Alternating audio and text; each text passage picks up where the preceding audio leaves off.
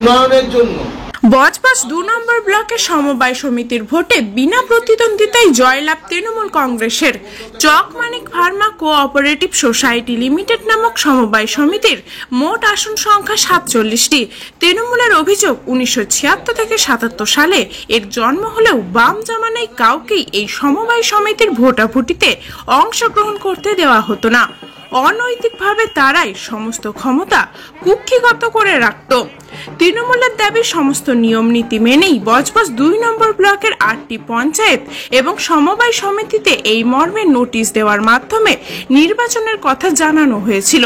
পাশাপাশি প্রচলিত দৈনিক পত্রিকাতেও এর বিজ্ঞাপন দেওয়া হয়।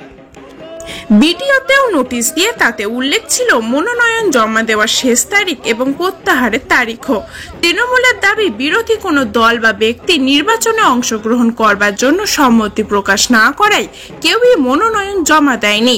তাই বিনা প্রতিদ্বন্দ্বিতায় ৪৭ জন মনোনয়ন জমা দেওয়া তৃণমূল কংগ্রেসের সমস্ত প্রার্থীকেই জয়ী ঘোষণা করা হয়েছে পশ্চিমবঙ্গ রাজ্য সমবায় ব্যাংক লিমিটেডের পক্ষ থেকে। ভোটটা কি হবে? সাধারণ মানুষ না, ভোটার হতে হবে, কোঅপারেটিভের ভোটার হতে হবে, তারাই ভোট দেবে। কত ভোটার ছিল? মোট ভোটার ছিল ওই ৪৭০০ কত এরকম ছিল, ৭০ মতো। এতে মনোনয়ন কি তৃণমূল ছাড়া অন্য কোনো দলের লোকেরা দিয়েছিল? আমরা কেউ দেয়নি এবং আমরা নমিনেশন ফাইল করার জন্য ১৫ দিন কোঅপারেটিভ এবং প্রত্যেকটা পঞ্চায়েতে এবং আমাদের বিডিও অফিসে নোটিশ ঝোলানো ছিল যারা নমিনেশন দিতে পারে। কোনো দল নেই, প্রথমত আমাদের তো বজবজে কোনো দল নেই, অতএব বলে ব্যাখ্যা দিয়ে লাভ নেই। আমরা মোট ৪৭টা আসনের মধ্যে আমরা জয়ী হয়েছি। কালকে ভোট হয়েছে, কালকে ভোটের দিন ছিল, আজকের রেজাল্ট দিল। অভিযোগ এই বিষয়ে না, কোনো অভিযোগ আমরা পারিনি বা দিতে দেওয়া হয় না। কেন করবো? অভিষেক বন্দ্যোপাধ্যায় যা উন্নয়ন করছে, মমতা ব্যানার্জি যা উন্নয়ন করছে, সব উন্নয়নের পক্ষে মানুষ এসছে।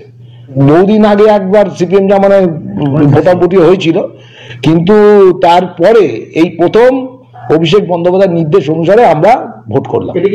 দখল করে রাখা অনৈতিক ভাবে। আপনারা এই জয়লাভ তৃণমূলের জয়, মমতা ব্যানার্জির জয়, অভিষেক ব্যানার্জির জয়। ভূচাঁদ ব্যানার্জি, সভাপতি, বজবজ ২ পঞ্চায়েত সমিতি। শেষ এই ব্যাংকে ভোটাভুটি হয়েছিল ২০০৮ সালে। তারপর থেকে প্রশাসক বসেই চলছিল ব্যাংক। যদিও এই মর্মে দক্ষিণ ২৪ পরগনার সিপিআইএম এর জেলা সম্পাদক রতন বাগচি ফোনে জানিয়েছেন, হ্যাঁ, যেমন পঞ্চায়েত ইলেকশনে হয়েছিল, বিভিন্ন পৌরসভায় হয় যে কোনো প্রার্থী থাকে না, শুধু ওদের প্রার্থী থাকে। প্রশাসনের সাহায্য নিয়ে গুন্ডা বাহিনী কাউকে নমিনেশন দিতে দেয়নি।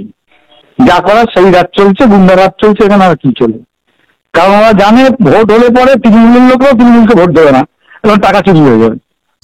প্রায় একই সুরে সুর মিলিয়েছে বিজেপিও।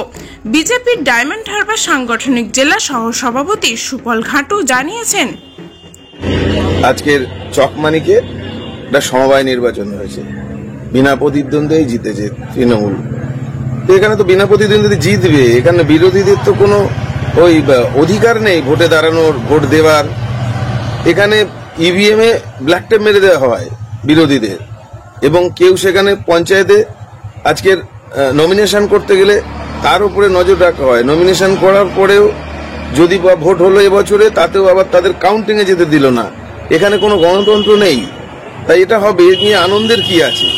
একটু অপেক্ষা করুন, ২৬টা আসুক, এই সরকার পরিবর্তন হোক, তারপরে কত বিনা প্রতিদ্বন্দ্বিতায় যেতে, তখন দেখা যাবে মানুষ কটা ভোট দেয় আর কিভাবে ওরা এখানে ওই বিনা প্রতিদ্বন্দ্বিতায় জিততে পারে।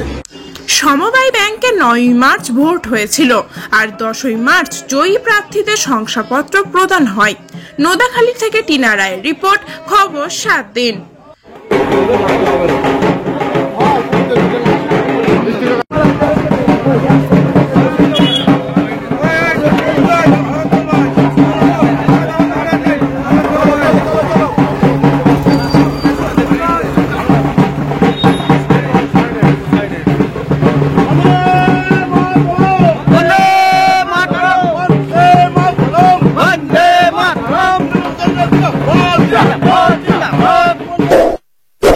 এমনই তাজা ও গুরুত্বপূর্ণ খবর পেতে খবর ৭ দিন চ্যানেলটি সাবস্ক্রাইব করুন এবং নোটিফিকেশন পেতে বেল আইকনটি টিপুন।